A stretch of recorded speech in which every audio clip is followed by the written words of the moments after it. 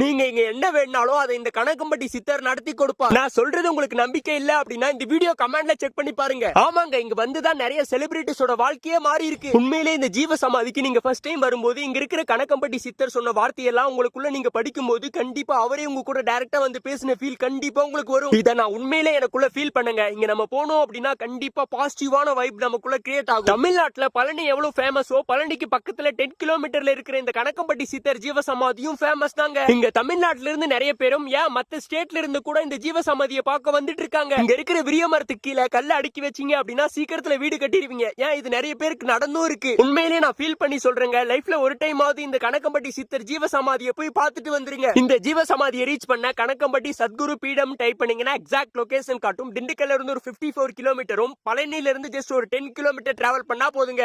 இந்த ஒரு ஜீவ சமாதி வந்து ரீச் பண்ணிடலாம். இங்க வர பழனியில இருந்து பஸ்ஸுமே அவைலபிளா இருக்கு. அப்புறம் இங்க வர எல்லாருக்குமே காலையில 7 மணில இருந்து நைட் 10 மணி வரைக்கும் அன்னதானமும் போட்டுட்டு இருக்காங்க. கண்டிப்பா எல்லாரும் போய் சாப்பிடுங்க. அது மட்டும் இல்லாம நம்ம இங்க வந்து நைட் ஸ்டே பண்ண பெரிய மண்டபமும் இருக்கீங்க. அப்புறம் இந்த ஜீவ சமாதியை ட்ரோன் வியூல காட்டுறேன் பாருங்க. சுத்தியும் பச்சை பசேல்னு ரொம்பவே நல்லா இருக்கும். உண்மையிலே இவ்வளவு தூரத்துக்கு இருக்கிற பார்க்கிங் ஏரியா பார்த்துட்டு நான் ஸ்டன் ஆயிட்டேங்க. நீங்க ஆல்ரெடி இந்த கணக்கம்பட்டி சித்தர் ஜீவ சமாதியை விசிட் பண்ணிருந்தா கண்டிப்பா கமெண்ட்ல சொல்லுங்க. வேற ஏதாவது டவுட் இருந்தா கேளுங்க. இந்த மாதிரி திண்டுக்கல் அப்டேட்ஸ்க்கு நம்ம ஐடியா ஃபாலோ பண்ணிக்கோங்க. Love you all. Bye by.